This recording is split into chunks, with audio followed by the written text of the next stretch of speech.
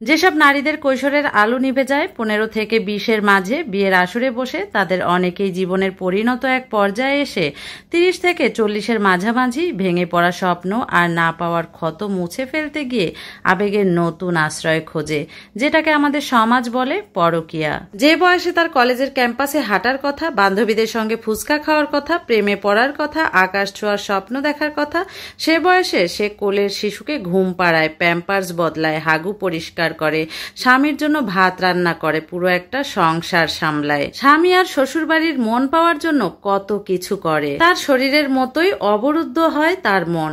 আর যদি সেই সংসারে শাশুড়ি, ননদ, দেবর, শ্বশুর শাশুড়ির রাজনৈতিক কুটকাচারি থাকে, তার জীবনটা একেবারে ফাটা ক্যানভাসের মতো হয়ে যায়। ওই মেয়েটার সবচেয়ে সুন্দর সময়টা চলে যায় নারী হবার ক্লান্তিময় ট্রেনিং এ। তার স্বামী হয়তো বয়সে অনেকটা বড়, কোনো আবেগ নেই, ভাষা নেই, চোখে কবিতা নেই, শুধুই দায়িত্ব, আদেশ আর রাতের খেলা।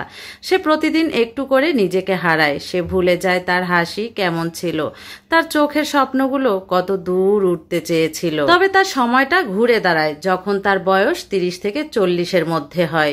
তখন তার শরীর অনেকটা হালকা, অভ্যস্ত, পরিণত। বাচ্চারা বড় হয়ে গেছে, স্কুল, বন্ধু আর ফেসবুকে ডুবে থাকে। স্বামীও তখন জীবন নিয়ে ব্যস্ত, চাকরি অথবা ব্যবসা এ নিয়ে থাকে তার ব্যস্ততা। স্ত্রীকে সময় দিলেও হয়, না দিলেও হয়, এটা সম্পূর্ণ নির্ভর করে ওই স্বামীর উপরে। অথচ ওই মেয়েটা প্রতিদিন স্বামীর স্পর্শ চায়, যত্ন চায়, ভালোবাসা চায়, চায় স্বামী তার প্রতি মনোযোগী হোক, কিন্তু স্বামীর তো ওই দিকে কোনো নজরই নেই। আর তখনই ওই মেয়েটা হঠাৎই অনুভব করে যে সে তো বেঁচে নেই, অথবা বেঁচে থেকেও মৃত হয়ে আছে। আর ঠিক তখনই সে নিজেকে নতুন করে আবিষ্কার করে।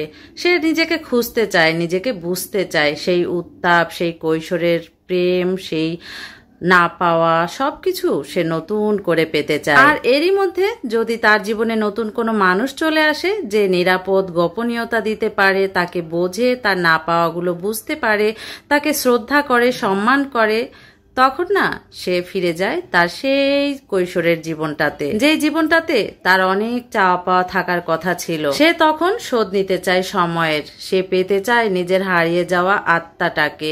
এটা কোনো পরকীয়া নয়, এটা এক নারীর জীবনের হঠাৎ ফুটে ওঠা বসন্ত, যে বসন্ত তার কখনো দেখা হয়নি, ছোঁয়া হয়নি, শুধু ছিনিয়ে নেওয়া হয়েছিল। আমাদের বর্তমান সমাজে না আজকাল এই পরকীয়াটা অনেক বেশি দেখা যাচ্ছে, আর তার জন্য নারীরাই বেশি দায়ী হচ্ছে। কিন্তু এর পিছনে আমি মনে করি একটা পুরুষ, একটা পরিবার পুরোভাবে দায়ী। তাই নারীকে না শুধু দোষ দিলেই হবে না, নারীর যত্ন নিন, নারীর মনের যত্ন নিন, নারীকে ভালোবাসুন, ঘরের স্ত্রীকে যথাযোগ্য সম্মান দিন, ভালোবাসুন। নারী কখনোই পরকীয়ায় লিপ্ত হবে না। যাই হোক, বর্তমান সমাজের প্রেক্ষাপটে কথাগুলো আমার মনে হলো, আর ইদানিং অনেক লেখাও পড়ি এ ধরনের, তো আপনাদের সঙ্গে কিছু শেয়ার করলাম। যদি ভালো লাগে লাইক, কমেন্ট করে, শেয়ার করে অবশ্যই আমার পাশে থাকবেন। সবাইকে আসসালামু আলাইকুম, আল্লাহ হাফেজ।